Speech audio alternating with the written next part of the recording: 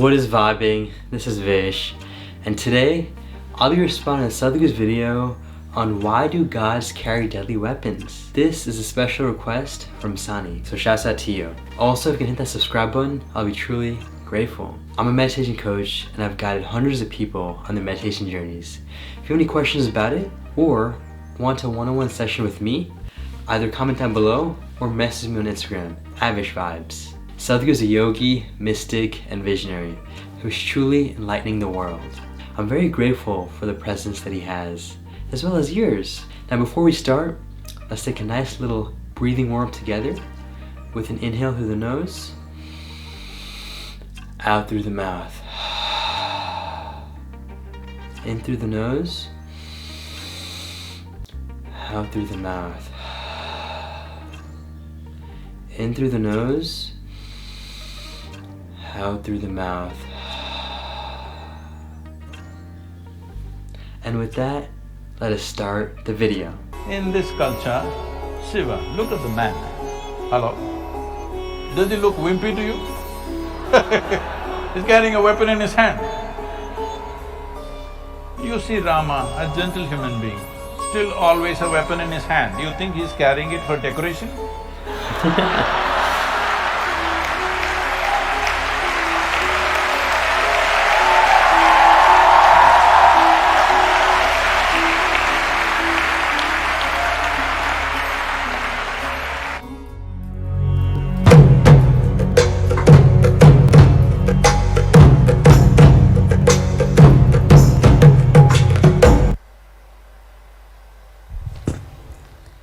This question is from Chandrasekhar. Namaskaram Sadhguru. Around 10 days back, there was another series of vitriol from certain people on social media against you, criticizing your comment on the volume of food an average adult eats in his lifetime. I also saw a response from Isha Foundation to trolls, which I thought was very strong and uncharacteristic of Isha. My question is whether it is appropriate for a spiritual organization to react to such trolls, however Interesting vitriolic. question. How did they respond? I am not following all the foundation tweets. How did they respond? What did they say? Abusive? The tweet was, instead of 14,000 kilograms, Sadhguru misspoke and said 1400 tons. It was a mistake from a video from many years ago, where the content is not about the volume of food anyway, but the amount of filth in your head you must be eating, more than 1400 tons for sure and what.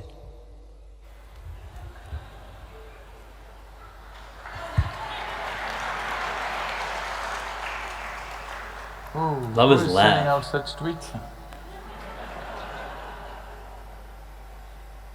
Huh? Ma, you? Oh, oh, look at the Ma. Ma, you made the tweet? No, don't worry, Ma, I'm just out to congratulate you.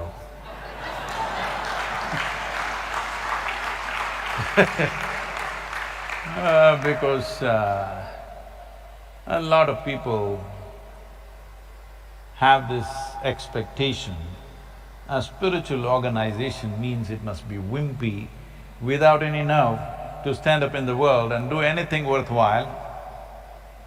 Simply.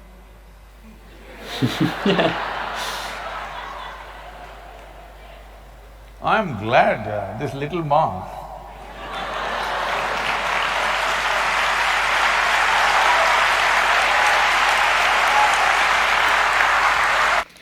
I wanted to quickly say that I'm a little surprised with regards to how he's congratulating the person who basically clapped back at that tweet that was really just accusing Sadhguru of misspeaking. I would have expected, at least usually for most gurus and spiritual leaders, it's usually no response, but the fact that Sadhguru is recommending and suggesting that you do clap back, I find it very interesting. Now I do have to say, I do have to appreciate him being super honest about this approach. I just find it very new, as well as interesting. But let's continue.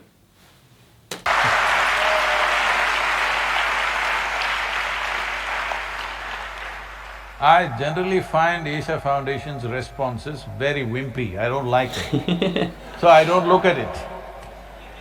If this kind of spice is coming, I'm going to read it from now on.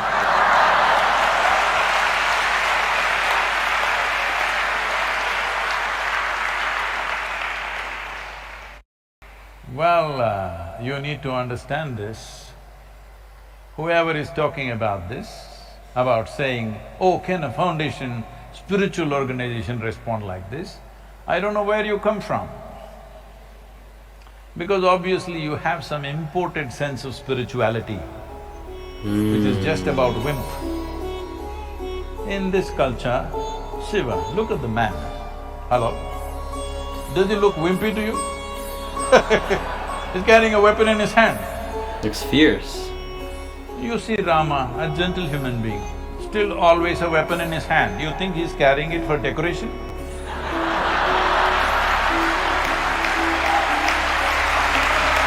Valid point. Valid point.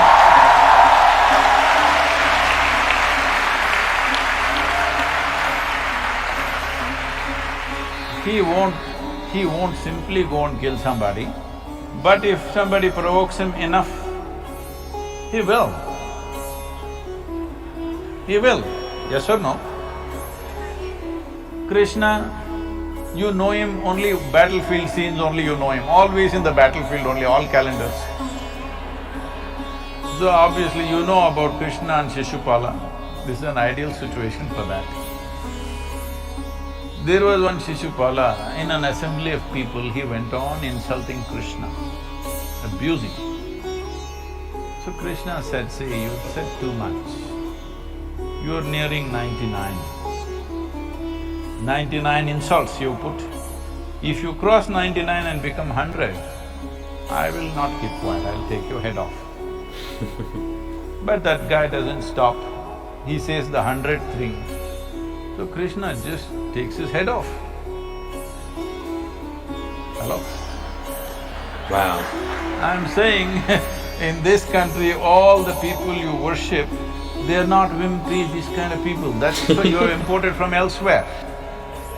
Here, we are not unnecessarily looking for a fight with anybody, that's not our idea of life. But if you're throwing filth on us, we will wait, we will make manure out of it and throw it back at you, hoping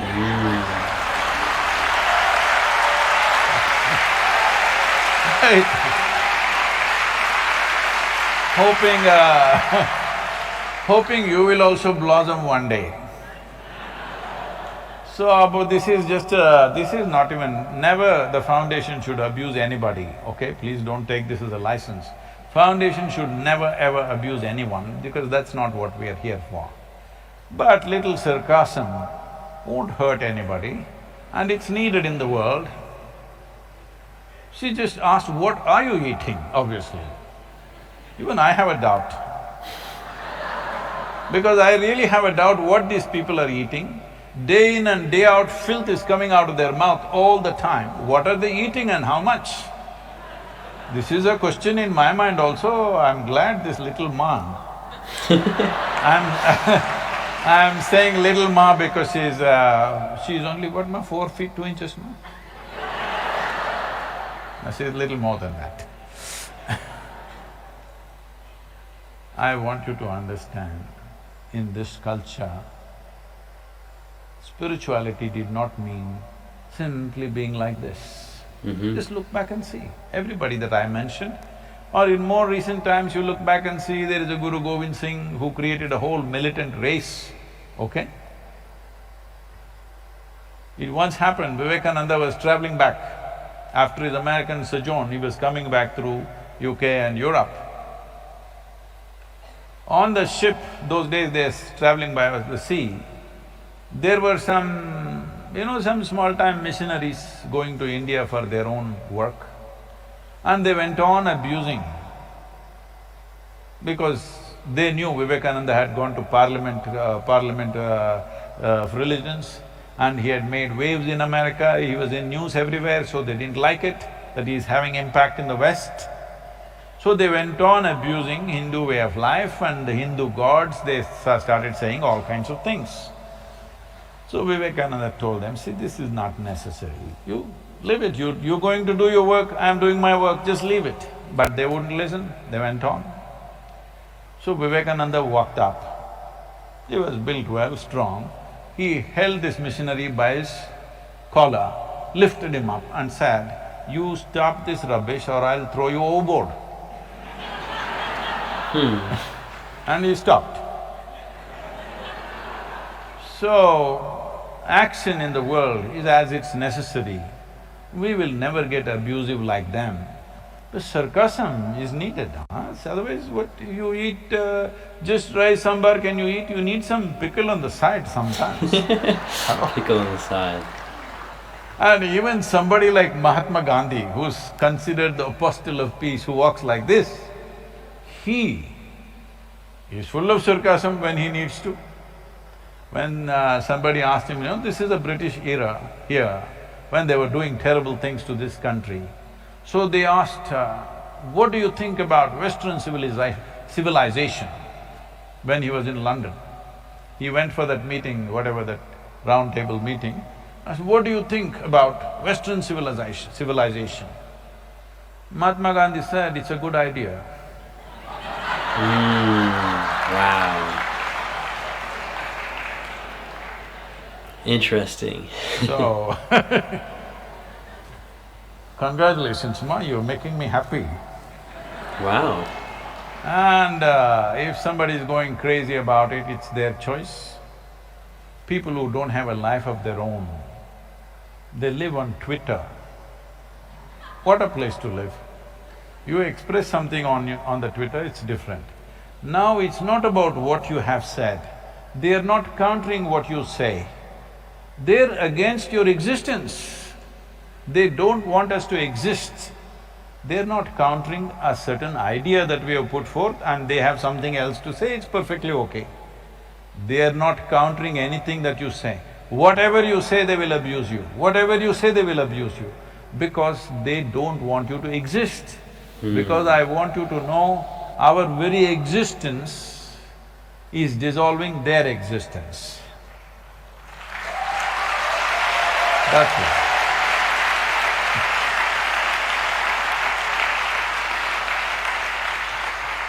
All these people who are living in this country like leeches, sucking blood off this nation, they don't like it. They don't like it if human beings become more conscious, more aware, stand up for themselves, they don't like it. They would like the country to be poor, they would like the country to be ignorant, so they could always do what they were doing for all these years. So, if a leech is unhappy, I'm happy. It's okay.